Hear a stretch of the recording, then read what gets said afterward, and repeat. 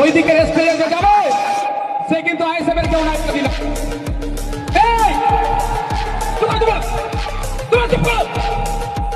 ওইদিকে রেস্টুরেন্টে কেউ যাবে না। ওখান থেকে যদি আমার নামে দুটো ভালো কথাও বলে তো কেউ কর্ণপাত করবে না। ওখানে কারা আছে, কোন টাকা ছেলেরা ওখানে রেখে দাও তো, ওইদিকে আইএসএফের জেলাতে রেখে দাও।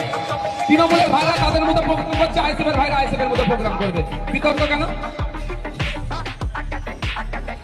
এই ওখানে কারা, ওখানে কারা কথা বলছে, আমাদের লোকগুলো কারা, আমাদের লোক কারা আছে